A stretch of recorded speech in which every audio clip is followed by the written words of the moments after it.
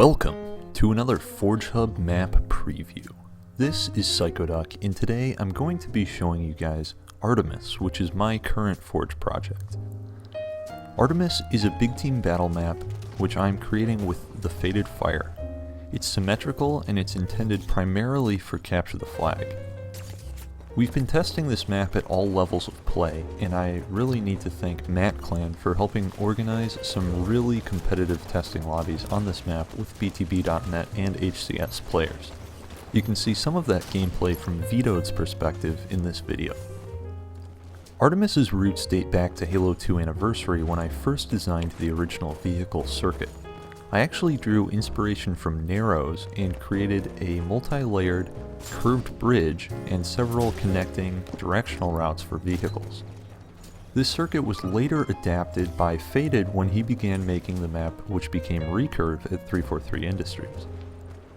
That map changed dramatically from Fated's original design in order to suit a more casual matchmaking audience, so Fated and I wanted to take the opportunity to revisit some of our concepts for it and make a really cool map using what we learned from Recurve, what we learned from our time with Halo 5's Forge, and the game itself.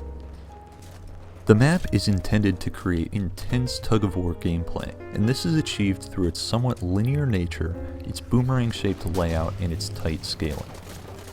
All of the geometry on this map is multi-purpose in nature, meaning that there are no walls or other two-dimensional geometry. Instead, everything is very deliberately placed to indirectly block lines of sight and to provide movement options where players can chain movement combos together. This freedom of movement is significantly hindered by the powerful lines of sight present on this map, however. The pickups on this map are intended to complement this geometry and to empower players at both the individual and the team level. Each pickup has its own unique purpose and can be very beneficial in the right hands, both offensively and defensively. It's really all about allowing players and teams to make big plays in order to break out of that tug-of-war stalemate gameplay. The vehicles are also important on this map, but not quite in the way I had originally intended. The ghosts are excellent at traversing the map, harassing players, flanking, and generally wreaking havoc. However, the vehicle circuit was originally intended to make warthogs really shine, and unfortunately that isn't quite the case on this map. It's largely due to the fact that the warthog does not handle as well in this game and is generally more difficult to maneuver. Also the fact that the gunner on the warthog is very exposed to precision weapon fire. It's difficult to justify using the warthog in most cases. However, the hogs still serve a purpose in making big plays from time to time, and can definitely make a huge impact on how the objective is moved.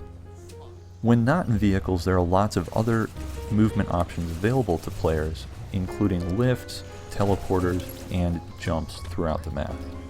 Learning all of these tools that players have at their disposal is part of the fun of this map, because there are so many options that teams can take advantage of, which may not even be obvious at first. We're still working to test and refine this map, and we do have a few concerns which we're still working on. Chief among them is the sniper rifles. These weapons are incredibly powerful on this map due to the exposed lines of sight throughout. Passive sniping has been a little too prevalent on this map in the past due to the sheer variety of surfaces snipers can perch on, and we've been addressing popular passive sniping locations one by one to minimize this issue.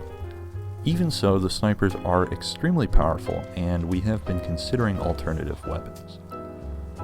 Another point of concern on this map in the past has been objective movement.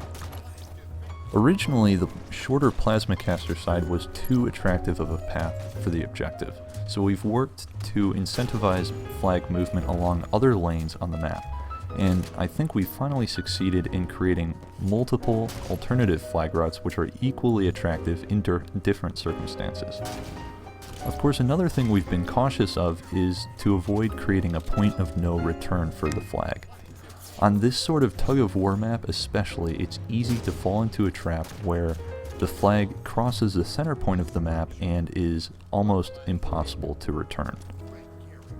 We've avoided this by making the flag placement itself extremely exposed, so players must be in line of sight from several locations on the map to actually score the flag, and also through the use of several movement options and lines of sight to prevent a point of no return from taking place. Of course, we're still working on other minor tweaks as well, including things like spawning and whatnot, but all in all, this map is shaping up quite nicely. Hopefully you've enjoyed this look at what I've been working on. Stay tuned for more Forge map features, tutorials, and more. This has been Psychoduck with the FORGEHUB video crew. Thanks for watching.